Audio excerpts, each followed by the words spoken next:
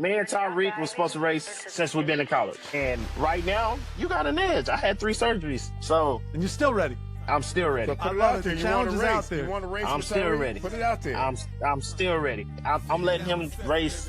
No allows and no allows backed out. You're up. I show speed. 3 major surgeries. Like all the odds are against me. Welcome back to the Fish Tank, presented by Van Horn Law Group and Casabella Design Group. Seth Levitt and the man with the best hands in the podcast business. He is OJ McDuffie and Juice. I said it last week. It's another day. It's another wideout. Damn right. I mean, I see how you roll these days. You know how we roll, man. Like I say all the time, every time we have a situation like this, I think every team on offense should have 11 wide receivers out there at a time. Period. 11. Jakeem, what do you think about that? I don't disagree, but you know, we need somebody to block. You know? Okay, he wants to look. You don't need a whole lot though, man. You don't need a too funny.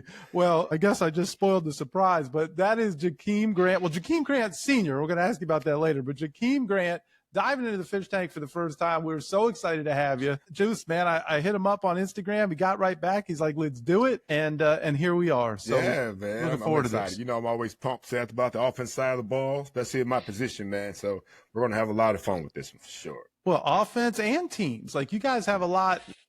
We have a lot to discuss. We're going to dive into a lot of that stuff. Oh, yeah. Oh, yeah. All right.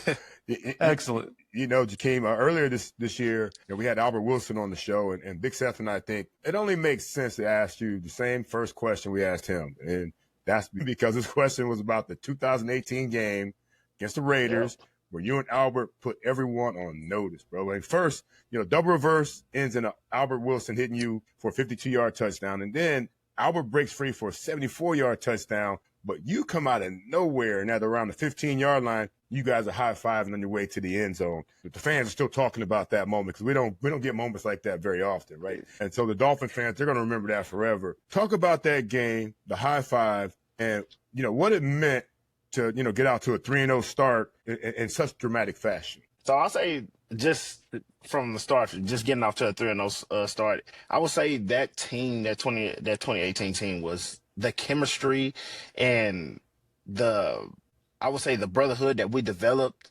was unmatched. We actually cared about each other. We hung out with each other every day, all day. And so that's what I would think it transferred over into the field is I want to let him down. Like, that's my brother. I call him my brother outside of this game. And so that was how the team was. And so with the big run, the high five, how it played out was I had a backside block and I went to go cut off the near safety, and he wasn't catching Albert, and I'm like, nah. I was like, I ran him down, and then Albert, he stuck out his hand, I gave him a high five, and that created a magical, moment that everybody still talks about to this day. And the funny thing is when we went back the next day and watched it on film, I was like, you made me look slow. I have to run faster. That doesn't happen a whole lot, I don't think. Yeah. See how hard Jakeem was working on the backside? That's how you get 74-yard touchdown runs. But when you realize you ain't got to make the block, some guys make blocks in the back. Some guys do things when you realize that, hey, he's not catching him, I'm just rolling with Albert. That's good stuff right there. It's great, but it also, I guess, you're bringing that up to support your theory of 11 wideouts, Correct. right? He said he needed somebody to block. Yep. It looks like the wideouts were blocking for each other. So exactly right. No, it was a magical moment, man. I know they made like T-shirts and those photos. You still see people use those photos because it was just so cool. How often do you see that on a field where there's nobody around? Like, you guys had just left. You left 20 other players behind. Man, it's not often. Not often do you see that, especially like teammates hustling with the person that's running the ball and just, I mean, like, it's a sense of unselfish.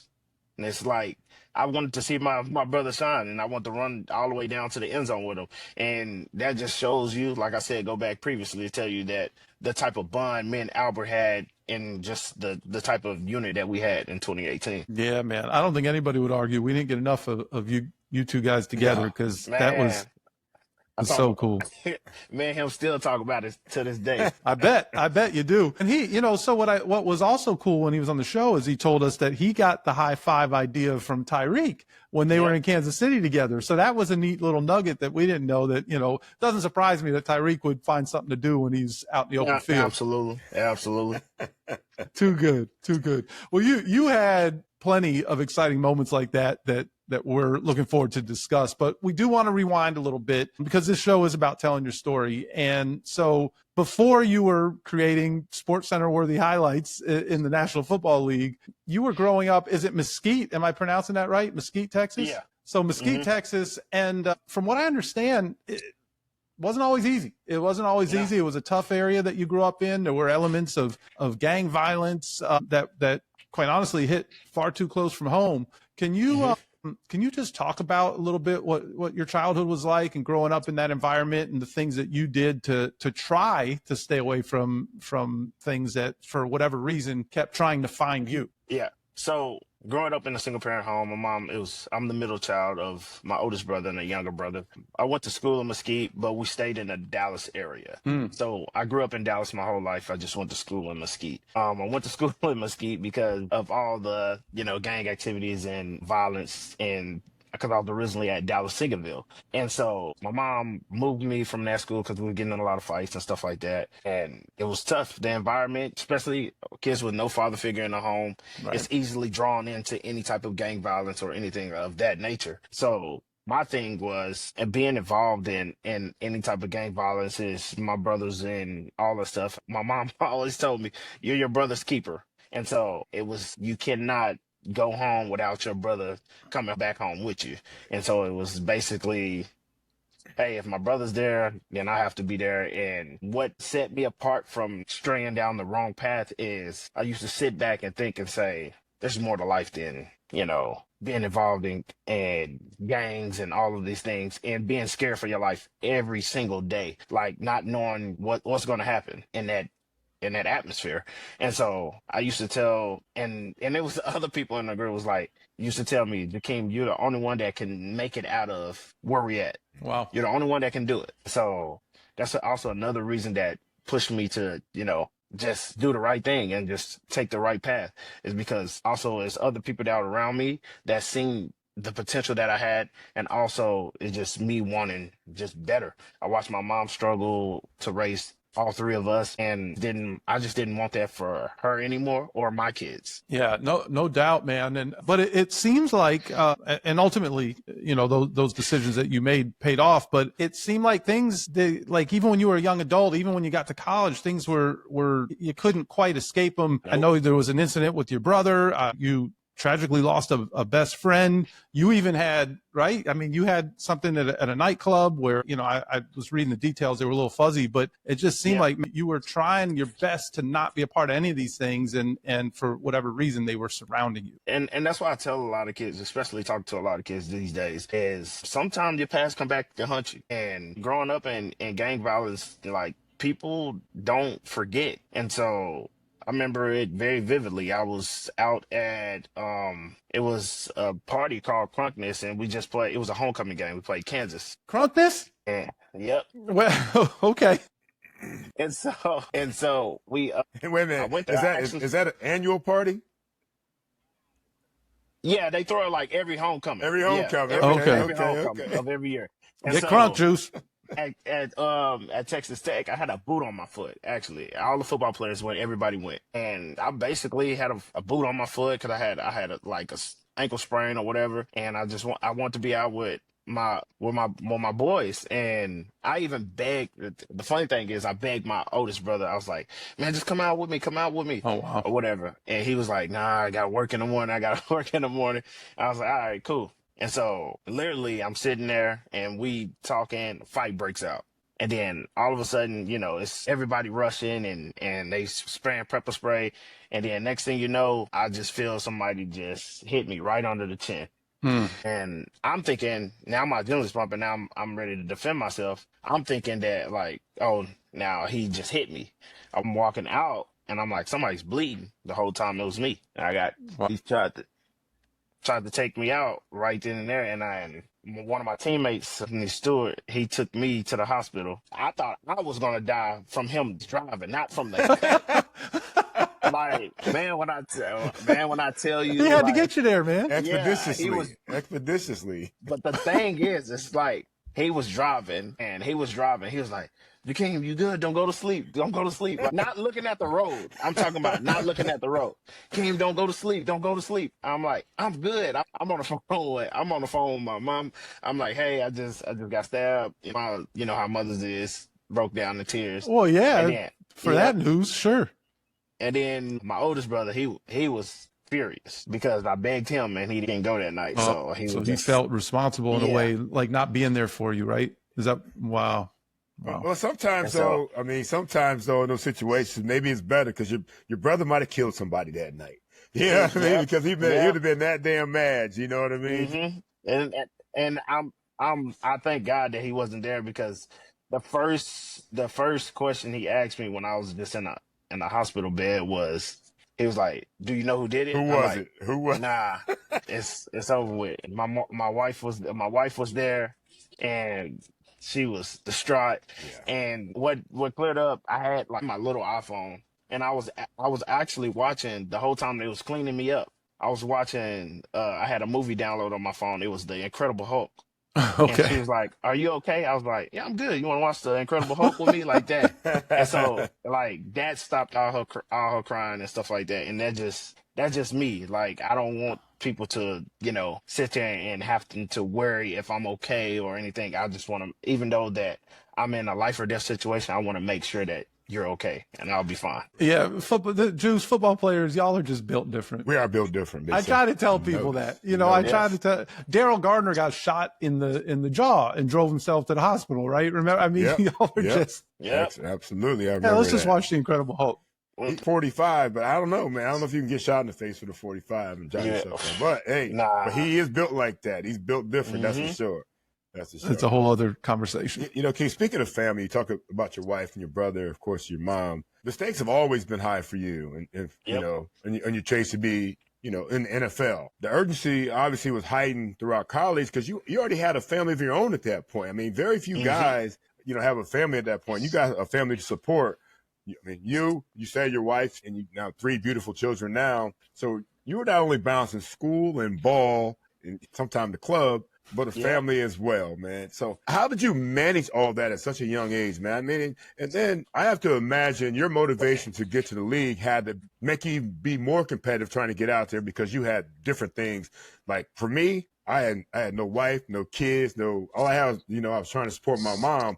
You had a different motivation than a lot of guys coming into the league did. Yeah, so I'm not gonna lie, that was probably one of the toughest times in my life. That was terrible. It was just truly a blessing. I had all 3 of my kids in college. I had Jakeem Jr. and Kaylee in college. I have twin daughters. But balancing school, practice, and I had a job because back then there's no NIL deals. This is right. all scholarship checks, and that's it. And I think it was like probably about, I don't know, probably like $1,000, and they have to cover like rent and food and stuff like that. And I mean, that's good enough for one person, but I was staying off campus, so I'm not in a dorm. Tech wasn't taking care of you guys like that?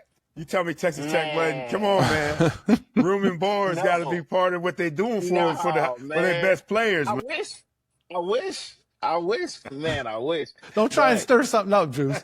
Man, but when I tell you that I created a different work ethic, has been from even when Coach Kingsbury used to text me late at night and say, "Hey, Jakeem, we got 5 a.m. punishment."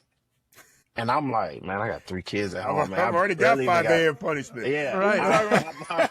I had 3 a.m. I had 4 a.m.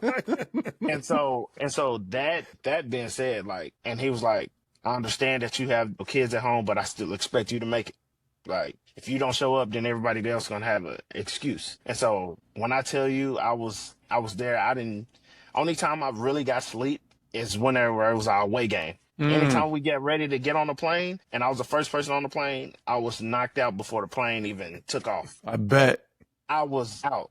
And so that hunger made me to the person I am today. Also with seeing my mom raise us, but that hunger and just relentless effort to just make sure that my kids have everything that I've always wanted and make sure that they didn't have to struggle to want or need anything is what fueled me. And it was tough because I went through academic probation at that time because not only that whenever she had our twins, she reactivated her childhood seizures because she's epilepsy. Wow. And so at a point in time, like I'm not going to class. Like I'm showing up for practice at times that I can. I had the kids. I had all the kids to myself. And so I'm just at home, just making sure that they're good, they're taken care of. And I know that I'm just getting on to I think it was my TTU, and I'm just watching my grades go boop, boop, boop, and drop.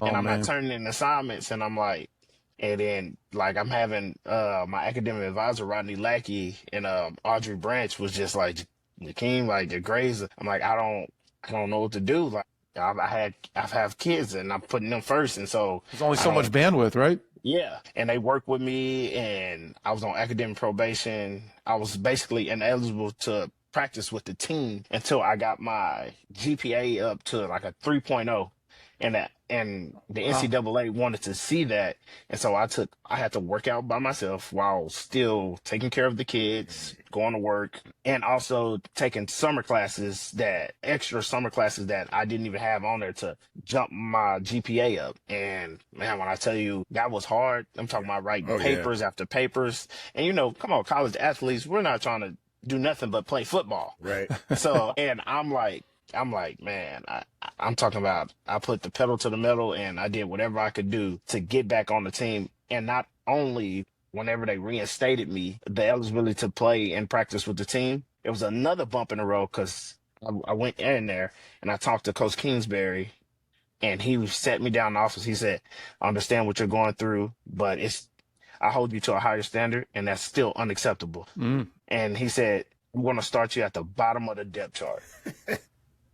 Going into my senior year, I'm going to start you at the bottom of the depth chart. So when I tell you, and I said, okay, coach, that's only fair.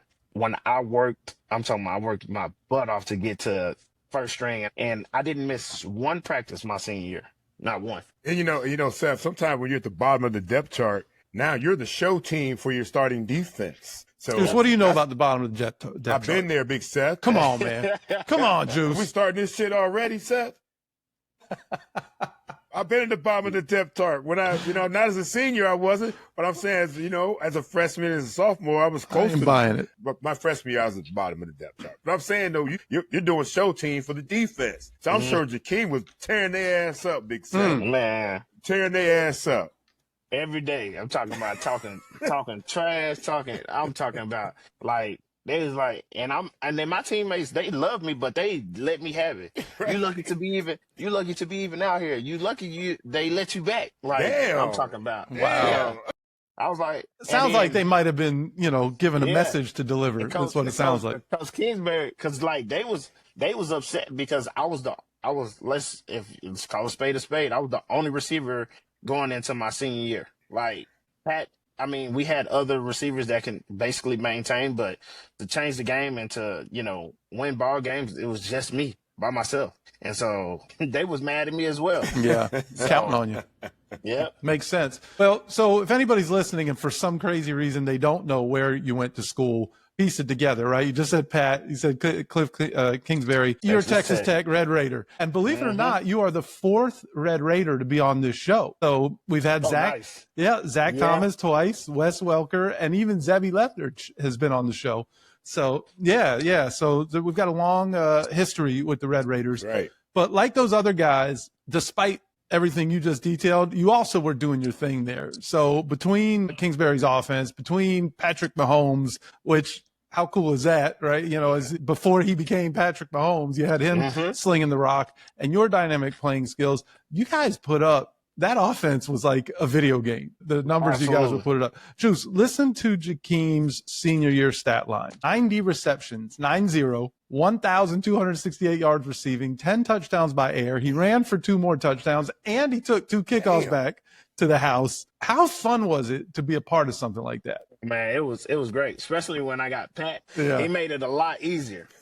Just with his arm, intelligence, and his ability to extend plays. Everything that Pat is doing now, I told people, like, he's been doing that at practice 1,000 times. Like, he plays around with it at practice just to see if it can work in the game. And it's been plenty of times, like, when the NFL first seen him throw a no-look pass, I was like, and I seen that thousands of times. Like, I'm the first person he threw a no-look pass to, and I almost dropped it because I'm like, when the quarterback is looking the other way, like, as a receiver, especially in scramble, like, okay, he looking the other way. Let me adjust and go back the other way. And, like, soon as I'm about to adjust to go the other way, I see the ball coming my way. I'm like, there's no way he throwing it to me. And so I'm like, Pat, what you doing? Like, bro, you gotta look at me when you throw. He was like, don't worry, just look at the ball. Head on the swivel, right?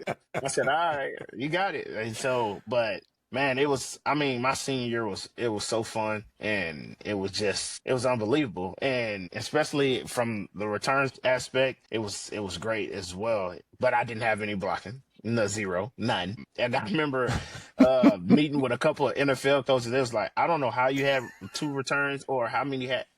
I think you had, like, I don't know, probably like 1,000 yards on, like, kickoff return. I don't know how, because this blocking is, like, atrocious. I don't know what's going on here. That's what he said. I promise you. He was just like, there's no way you even had this. And so, but I wish I would have went back and did punt return. I didn't do it. I was because of the blocking, right? As you can see. But I mean, my senior year was unbelievable, and me and Pat had a bond like no other. Like, anytime he was in trouble or anytime he needed a first down, and he'd tell me, like, I don't care if you double teamed, whatever, I'm coming to you. Like, figure it out. And so, and you did. Damn right.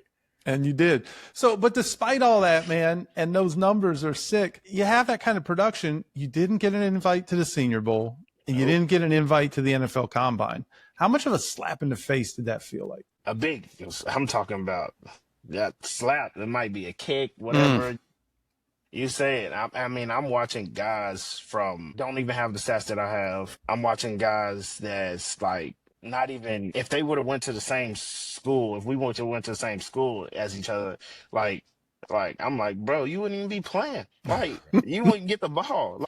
And the thing is, and I understand height, size, whatever. I mean, if you could play, you can play. If you can't, you can't. That's my thing. Facts. And so, and that's just basically how it has been. And it's, the funny thing is let's go to my mama, and I used to tell her, I was like, it's really your fault that I'm getting all this criticism because of my height, right? Like, you go and get with a guy that's only like 5'6", and you mate with him, and you didn't even think about my future. You like, come on now, like.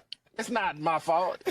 It's your fault. What did she say to that? Yeah, she just started dying. Yeah. She was like, "Hey, you got the speed, right?" This is true. I thank you for that.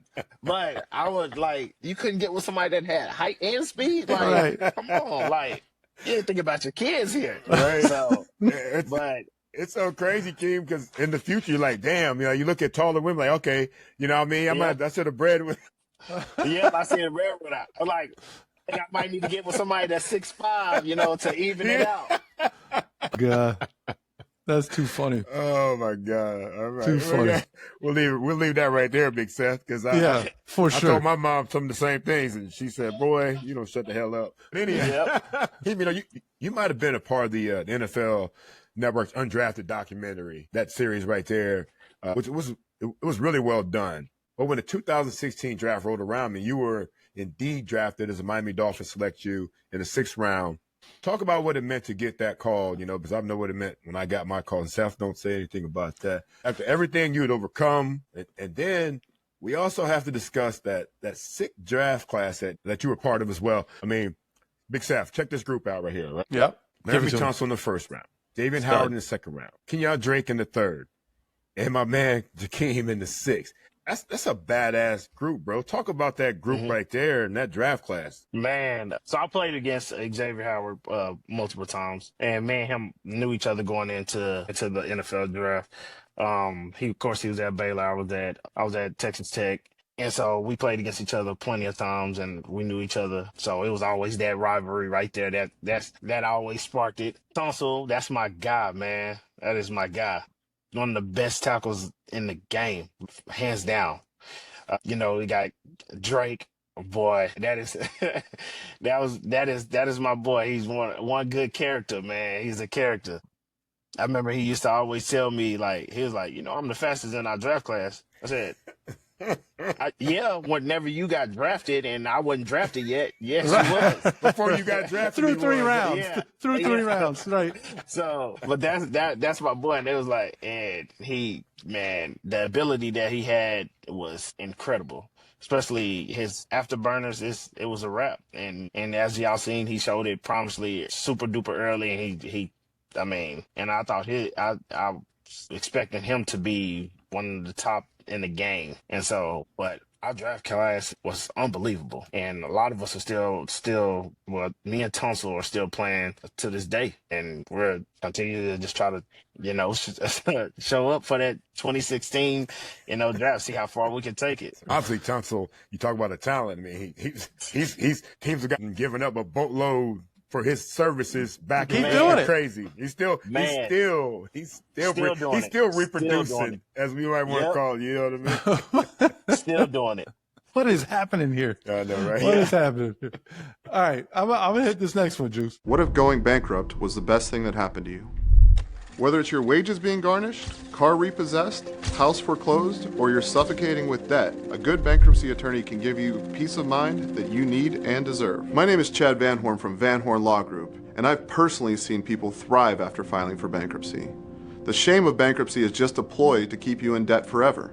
There is no shame to work with Van Horn Law Group to get rid of your debt for good. If you're ready to get your life back, call us today. Se habla español. Oh, no, Seth. You can't hit this next one. I'm going to snatch this one from you. Let me have this one because. Okay. And here's why. You always try to gang up on me, with our guests. Always, Keevy's always. What do you mean? Hey, don't play innocent here, Big Seth. Do not play innocent right here, man. I mean, you always talk about, undrafted guys like Raheem and Teddy Ginn and your Green Road bullshit that you try to pull off last We're Green time, Road man. guys, man. Yeah, Cleveland, Ohio. I get it. But it's not happening today, man. How are you going to ask Jakeem about being strictly a return guy during this rookie season when I'm the guy? I'm the one sitting right here that was that guy, Big Seth. So I'm going to, all right, man. So yeah, Jakeem. You got it, Juice. You take it. This is a me and you conversation right now. Not all right, Seth, let's do Seth it. has nothing to talk about here, right? We talked about earlier your crazy college numbers, but when you got here in 2016, we had Jarvis Landry, we had DeVante Parker, we had Kenny Stills. So your opportunity to make the squad really, impact on teams, right? Like me, that's the way it was. I experienced the same thing. When I was a rookie, we had Urban Fryer, we had Mark Ingram, we had Tony Martin. So I wasn't getting any burn at wide receiver. But I'm gonna tell you this: that return game was what really, pretty much got me out there dressed every single day, right? Yeah. Tell Seth what your mentality was at that time, because he doesn't know anything about it. He has zero idea. Wow. Hey, Wild's right, Big Seth. He is. He coming at you, Seth. There's a small chance I deserve it, but he definitely is. So I, in a return game, my first time ever catching a punt was in an NFL game. So this is what people do not know. I've never caught punt going through high school. I don't care what. No, nothing until it's on the big stage. And so crazy to me. I knew for a fact that my ability to be able to get dressed on this 53-man roster and be playing on Sunday was to be in a return game. Right. And with being a punt returner in the NFL, especially being able to judge the ball, is probably besides the quarterback, it's the hardest thing to do. Because not only, and I always tell people this, the receivers can drop a ball. DBs can drop an interception. Anybody can drop a ball. We're the only person that if we drop the ball, it's count as a fumble, not as a drop pass. It's not you get a redo or anything like that. It is a fumble. So you have to guarantee catch it. If you don't, it better be a Peter or a poison call, Right. and you're getting the hell away from it, or it's going in the end zone. Because if you drop it, it's a fumble, and everybody can get on it. And so with me going into it as a rookie, I'm scared as shit. I'm not gonna lie. Yep. I got everybody running at me. Like I told you, I had no trust to do it in college. So that fear also trans over into the NFL. And so I'm with Dan Rizzi, which absolutely a great coach. Taught me everything I need to know about return game. And and like my rookie season, my rookie year of being a punt returner, up and down, up and down, up and down. And I'm like, and I spring one, a big one against the Titans, and I'm like, okay, maybe I might be good at this, but it's still up and down, up and down. And I'm like, man, like if this is the only job that I have, I need to be good at it. So going into that next year, I called Rizzy. I flew, I think it was Matt Darr at the point of time whenever he was our punter. Met him. He came and punt to me at Texas Tech, like everything. We had lunch, we had everything. I was like, if I'm going to do this and this is my job, I'm going to get good at it. I don't need I don't need me, because this is my only role on the team. I knew that this is my role on the team. I have Juice in front of me. He get 100 catches a season. Like, I'm real with myself. I know for a fact I am not playing unless one of these guys get hurt, and it has to be a slim chance. And then you have to understand, we had Leonte Carew that we drafted in the third too. And so if one person goes down, Leonte Carew is up, and then I'll be up. And if somebody else goes down, then I'm up. And slim chances of that happening it's not really a high chance. So I was like, I have to be able to be a dog in this return game. And so before practice, after practice, during practice, no matter what, I was catching as many punts. I don't even know how many punts I've caught leading up to now. All I know is I want to be able to catch the ball and not have to think about catching it. Knowing that catching it from a left-footed punter and from a right-footed punter, there's a big difference from catching it. And also wind, all that stuff plays in the part. I started getting analysis, and before the game even started, I started asking Riz, is it going to be rain? If we're playing in South, get that weather report. Is it going to be rain? And he was like, if it says 5% chance of rain, it's probably going to rain. So I'm like, all right, cool. So I need to know if I need gloves or if I need this. Or, like, I started to hone in on that craft and trying to be the best that I can be of that game. And so I was just like, you know what? I'm going to perfect my role. I'm going to be the best returner in the game. Once I started getting good at it, I was like, there's nobody going to be a better returner than me. Yeah, no doubt about it. So you absolutely, let me piggyback off that. To be a punt returner, you got to have some screws loose. I know. Got to have some screws loose. You have to. Because I've taken some hits for not calling fair catch. It's because you only, and especially, like I said, it piggybacks off of this. Knowing your role, special teams, you don't have that many plays in a game. And so you want to maximize your opportunity the best way you can. And so, especially when the offense is not going or getting anything, or there's no momentum going our way, you have to be that momentum changer. You have to be that switch. And so that was the role I took on, and that was me. It was definitely you. Yeah, it was such good stuff, Juice. Yeah, it was. Yep. And look, all right, I will acquiesce. You were the right guy to ask that question. Damn right it was. Okay, you were the right guy to ask that question. You didn't have to tell me that. We already knew that. I don't know what it's like to have to make the squad as a return guy, but Jakeem, here's something I do know, and it's a dirty little secret in Miami Dolphins history. Any receiver in the past 25 years who has even sniffed OJ's numbers in the team record books, they get traded. Okay? I'm not lying here. Chris Chambers was 10 catches away from jumping Juice for 4th all-time in team history. The next thing you know, he's shipped out to San Diego. Mid-season, your guy, Jarvis Landry, right? He was 15 catches away and 1,000 yards away from Juice. Gone. I don't know who you're calling. I don't know. The results are undeniable. And so this secret society curse or whatever it is, it also is not limited to receiving. And this is something, Jakeem, you probably don't even know. OJ is tied for first all time in Dolphins history with 127 punt returns. He let you get to 101. You got to 101. Oh, wow. Maybe you could have got to 127 in 2021. I don't know. Yep. We'll never know because somebody made the call. You end up in Chicago. He let you get 149 yards of passing him for fourth all time in punt return yards. Juice, it's like that. We're gonna have to make that call to Greer. Mr. Ross, like I gotta come back, man, and I need it. Hey, I can't make this stuff up, okay? But there's one thing that he could stop you from passing him with the Dolphins, but nobody could stop you from being productive. And you are the Dolphins' all-time return leader in touchdowns, right? So with kickoff returns, you had 2, 3 punt. You never return a punt till you get to the NFL, and you take 3 to the house. So Juice, sorry, he passed you on that one there. Yeah. And I'm going to gather myself. I know this is a big conspiracy theory. But tell us why you were so effective in the return game. And maybe you just did. Maybe it was just all that extra work that you did, but you weren't just good. You didn't just like, okay, I don't want to fumble the ball. Once you had the rock in your hand, man, it was go time. So for the game we used to play as little kids, and this is how I look at punt return. The game we used to play as little kids, it's called throw up tackle. What was it called?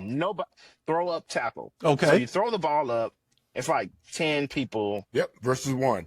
1 versus 1. Yep. And so whoever you throw the ball up, and whoever picks up the ball, it's you versus the rest of everybody else. No teams, no anything. We used to call that kill the man with the ball. We call it down the man. There's other ones that we can't say nowadays. There's different names for that game. Right. Mm-hmm. And so I look at punt return like that because everybody knows that on punt return you'll have good blocking. Sometimes it's whatever you can do. Hey, make a miss. Like, that's what we got you back there for. And so that's the thing that I wanted to do is be able to make everybody miss, but also make it seem like I'm going somewhere I'm not. Even when the coach say, oh, it's a right return. Okay, cool.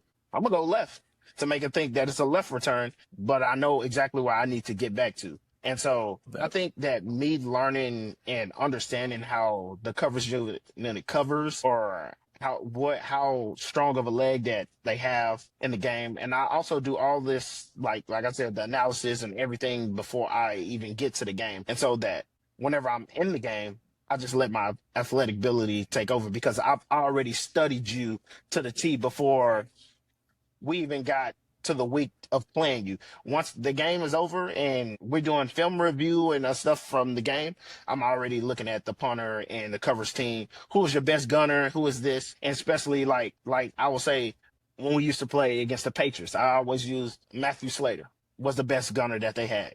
And we was always going to double him. And the funny thing is, and now that I mentioned that, is and Matthew Slater said, he said, before I retire, I'm gonna tackle you because he had tackled. He was like, I've tackled probably all of the greatest returners that I've ever played against, and I have not tackled you yet. It was a home game. They punt the ball, and it was off to the right sideline. He was double. He was vice, and I wasn't thinking he was gonna get off the vice, and he did. And as soon as I caught it on the sideline, I'm getting to stick my right leg in the ground and get back to the middle of the field, and there he is. And he was like, I told you. And I think he retired that next year. That was it. He got it. Mission accomplished. You checked that, but yeah, that's Mission it. accomplished. I said, oh, man. So I was pretty sick about that. But in order, for me becoming a good returner, it went into film study. It was more of the film study. And then whenever I got to the game, as people say, as veterans, let the film study. And it's all it's mental. I believe it's 90% mental and 10% physical because once you have mentally and prepare for the game and you get to the game is much slower than you think it is. And so that was the thing that helped me out a lot is I studied the punters and everything. Like I'm going in and I'm taking the SAT. Like, hey, I know exactly where you don't like to punt the ball. I know exactly how far you punt the ball. I know hang time. I know everything about you. So It's awesome. Whenever I got the ball in my hand, I just let it take over and just trusted my teammates. Yeah, no doubt. Seth, couple things he said about punt return, and most of them all are accurate. Like, it's the toughest catch in football. It's easily the toughest catch in football. Like, he talked about so many different variables: left foot punter, right foot punter, wind, no wind, with the wind, against the wind, rain, whatever kind of weather it might be. All right, you got hang time, you got distance that you have to worry about all the time. One thing he did say that I can't relate to is, if we got a right return, my slow ass is going right away. You know what I mean? I can't fake left and then get back. I'll never get to the wall. Nobody got time for that, Juice. That's a different story right there. But one thing that he can't mess with me with, this Big Seth, is that I am the fair catch leader, all-time record holder for the Miami Dolphins, man. I'm going to tell you this. I ain't got to worry about trading nobody. I ain't got to worry about nobody getting cut to come for this record. Ain't nobody coming for this record. Ain't nobody coming for this 91 fair catches I called. You know what I mean? Because I'm going to tell you, I've had some officials come to me and be like, yo, OJ, I'm gonna need a good fair catch. I said, I'm gonna give you a great fair catch signal. You ain't got to worry about me, dog. Well, I think that kind of like trickled over to them now, because I don't think they had a return since I left. Right. And hey, I mean, if you want returns, you know who to call. That's right. There it is. You're available for returns. I'm a free agent. I love to come home and play for hell yeah. I'm with you. I love to come back home and bring some more excitement on that return game back into the Miami Gardens. That's right. You're not going to chase Juice's fair catch record, is what you're saying? Oh no, absolutely not. Absolutely. They're not going to bring you back for that. They're not going to bring you back to call fair catches. They can do anything. Oh, that's good. That is oh, my good. God. We mentioned DeVante Parker earlier, and I need to circle back to him. I mean, you and DeVante were really close, and it was fun for us as fans, you know, to see that friendship. I mean, it's kind of like uncle and nephew, right?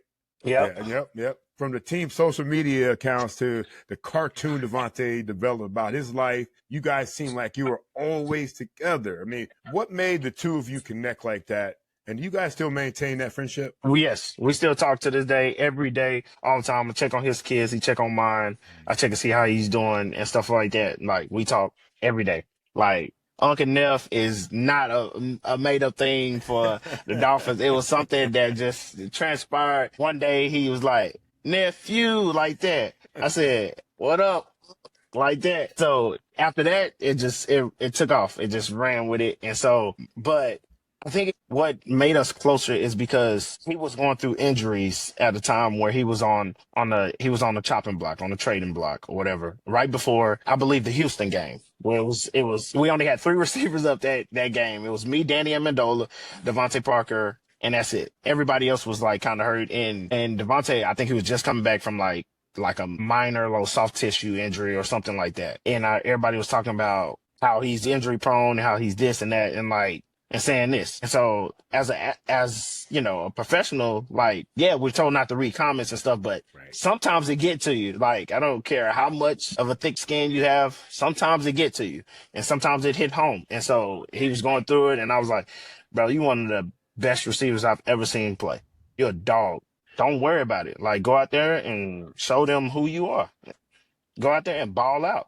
You know, he did against the Texans. He didn't win the game, but he went crazy. Yeah. He went absolutely nuts. And so going into that, after that game, and me and him having that conversation, and I told, after that, like, me and him, we was just locked in from that forward.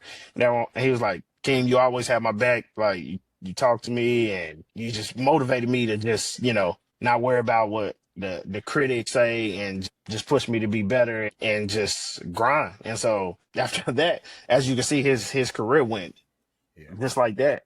And so I'm not saying like take some credit, man. Take some credit. Yeah.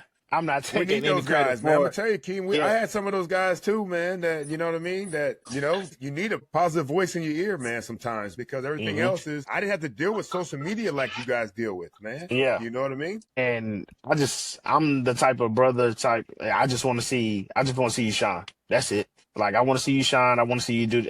I just want to see you prosper. That's it. And so, and he did that. And as you can see, after that boy turned into a madman. And I loved it. I loved seeing it all day, every day. Yeah. Good stuff. That's awesome. That's awesome. So I know I was joking earlier about the secret society that gets guys traded, but the reality is, you know, there's one thing that wasn't a joke, and you did get traded, right? So OJ had nothing to do with it. I'm going to put it. Thank you, Big Seth. OJ had nothing to do with it. But you and your sixth. Be the reason I come back. Yeah, right. I love that. So look, you were in your sixth NFL season. You had only been a Miami Dolphin. Then after 4 games, you find out that you were indeed traded to Chicago. I'm curious, when that happens in the middle of a season to a guy, do you get any kind of explanation? Is it just, hey, it's been great, you're heading to Chicago, pack your things? Do you get, I'm just wondering how that works out, how it impacted you. But then ultimately it worked out pretty dang well because you finished that season in the Pro Bowl. And that, I have to imagine, for everything that you overcame in life, there had to be some real validation to get that Pro Bowl nod. Yeah, it was a pretty rocky start going into that season. Me and Coach Flo was kind of butting heads, so I seen it coming. I didn't want it to happen. Me, Chris Guerrero, none of the people that wanted it to happen. I developed a lot of relationships at the Dolphins, from the training staff to the kitchen to the, I'm talking about all around the building. And Guerrero I'm talking about, I still talk to him still to this day. I love the guy. And I just hated that I had to leave. And so, no, I knew that it was coming up because we had previous conversations about it, especially with my agent. But I mean, it was to a point where, I wasn't even getting any type of returns and wasn't playing really too much on the offense. And so I was just like, it was one of those things like, if I want my career to go in the right path that I wanted to go in, I have to leave. And that's not I wanted to do. I want to retire a Dolphin. Yeah. And be a Dolphin for life. And I ended up getting traded to Chicago, and they basically, Coach Taves basically gave me the green light to where Steph Curry can shoot from anywhere on the court. He gave me the green light to, hey, Jakeem, if you want to bring the ball out 9 deep, you better make sure you get past the 20, 25. That's awesome. And he just welcomed me with open arms, and it was more of like, I can play free. I can do whatever I want to do. I can play the game that I told you, throw up, tackle, and let's rock and roll. And that's where you see where it's times where I'm catching the ball at the 3, taking it to the house, doing like, I can play free. And so he gave me that opportunity. The only thing he said was, look, Jakeem, I'm gonna let you play free, but just be smart. Okay. Fair enough. So that's what, and me and him went and made history together. That's what's up, man. So that's awesome. Just be smart, man. Seth, I'm gonna tell you this: nothing worse than your defense gets a 3 and out, and they punt it to you, and you put it on the turf, or you make it nervous back there. There's nothing there. You can't. It's got to be hard to go back and look at those guys as they're running back out on the field. Guys, like I said, my rookie season, I tried to. So I had already muffed one, but I recovered it. My rookie season, it was against San Diego, and I'm running back, and he outkicked this coverage, and I muff it again, and they recover it like on the, I think like the 5 or something, and I almost lost us the game. But I think it was one of our DBs at the time caught an interception in the back end zone, and we end up winning the game or whatever. But I was like, that's why I'll tell you, the up and down, and like I'm like, man, I'm gonna make a play, and next thing you know, I muffed both of them. So, well, Jakeem, if you've learned nothing else from this episode, as OJ McDuffie would tell you, remember, the fair catch is always an option. Oh no! If you gonna bring me back to Miami Gardens, a fair catch, I think I would just go somewhere else. But that's too good. I need to come back for the return, the kick, the punt returns. I got you. So, I got fair you. For enough. sure. Fair enough. All right, Jakeem, we wrap up every episode with 2 fun segments we have. The first of which is what we call fish tank numerology. You wore number 11 in college, but with the Dolphins, of course, we all know you as number 19. What's the story behind your numbers? Okay, I didn't pick number 11 going into Texas Tech. I wanted number 3, but as you know, seniority gets the first pick. I wore number 3. In high school. I wanted number 3 going into Texas Tech, but they gave it to a senior that was coming up, and he said he wanted number 3. Did not even play. It was absolutely terrible. We got to look this guy up, Big Seth. We got to look him up, Big Seth. I'm going to find it. Yeah. It was absolutely terrible. And I had to wear number 11. And then Zane, the equipment guy, he was like, Jakeem, I'm going to tell you one thing. He was like, because I'm just doing what the coaches tell me to do. The number doesn't make the guy makes the number. Okay. And I said, all right. Cool. I'll take number 11. It didn't change it after that. Going on to that, when I first made the number, what it was is I begged the guy, like my career has always been this. I started off on special teams. I begged the coach on special teams the whole season. I said, I was an all-state kickoff returner. Please put me back on a kickoff returner. The first time you put me back there, I'm going to house it. He was like, I'm going to give you a chance. I'm going to give you a chance. I'm going to give you a chance. Never did. Till the kick returner, I think it was Ben McCroy at the time. He went back there and he caught the ball. He fumbled it. It was going against Baylor. He was like, Jakeem, all right, this is your shot. Don't let me down. Caught the ball, took it to the house. After that, he was like, and I came back to him. I said, I told you. Yep. I said, I told you. And he was like, you got it. You got the job from there on out.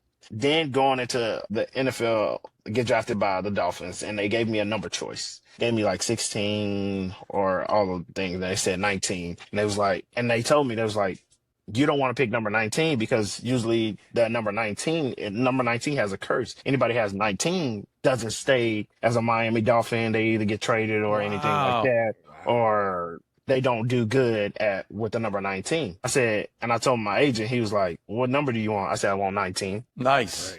Right. Nice. I want 19. And then even when I got 19 and I seen the comments, they was like, oh, he's not going to be here long. He picked 19. And number 19 never lasts long with the Dolphins like that. And I was like, okay, I'll take number 19. You know what's messed up is, so we just had Ted Ginn Jr. on a couple weeks ago.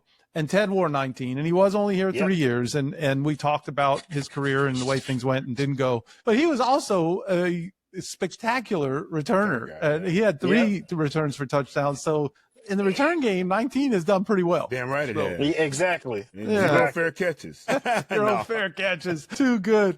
All right. Last segment, Jakeem. I know you got to get out of here. We end every episode of the podcast the same way. It's the fish tank 2-minute drill. I know you're kind of like, give me the ball one time, I'll take it to the house. I don't need all the 2 minutes, but you can manage the clock however you want. We've got a few fast-paced questions for you. We'll have some fun. We'll get you out of here. Sound good? Yep. All right. Juice, you're up. All right. Yes, sir. All right.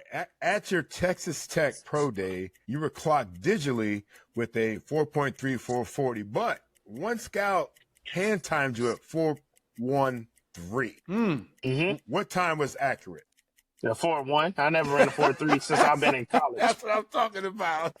I ran a 4.3 when I was in high school. I trained my butt off to run a 4.1, and I shedded weight. I was like barely 160, so I knew for a fact I was gonna be flying. But like, I even went out there. I went out there and I was warming up, and I was just golfing with the scout that was at my pro day. And I went out there and I wasn't even warm, didn't even stretch. And I was just like jogging through a 40. I was just working on my start time and just like finishing through. And he was like, doing your like little trial run and you didn't even stretch. He said, I clocked you at like a 4.3. And that wasn't even you wasn't even running. You was just going through your like dry phases and stuff like that. And he was like, I already knew that you were about to do something crazy. So 4.13 is what he's going with. Bo Jackson. Hold on a sec, Big Seth.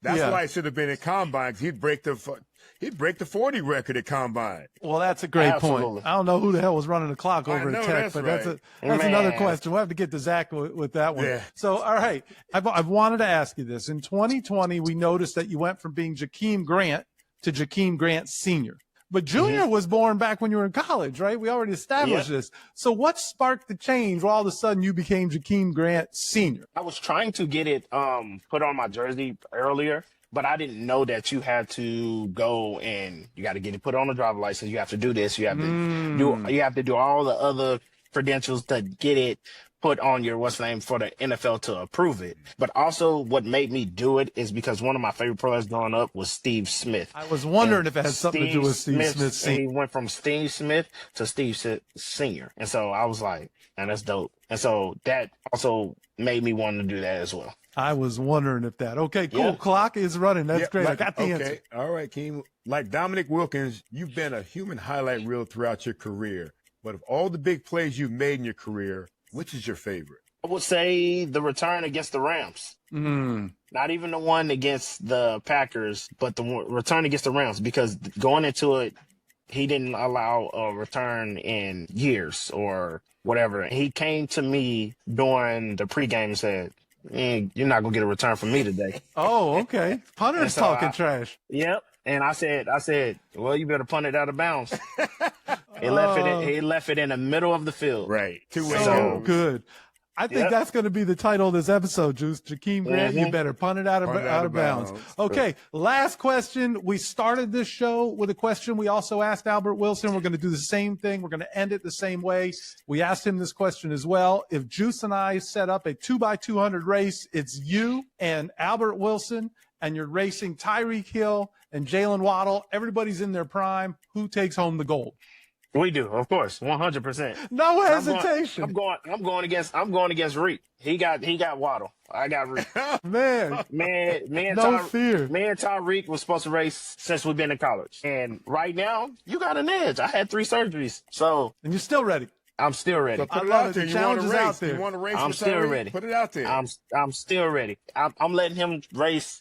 Noah Lyles and Lyles backed out. You're up. I show speed. 3 major surgeries.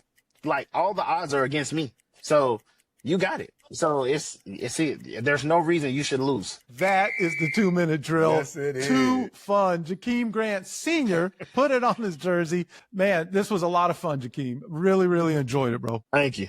I appreciate y'all for having me. Hey, thanks for diving in, Jakeem. But yeah, no problem. Dive up in that fish tank. Who that? Sitting down with Seth living, OJ, Juice Man, ooh, and this is strictly for them true fans, dog fans, #1, of course, y'all, this ain't no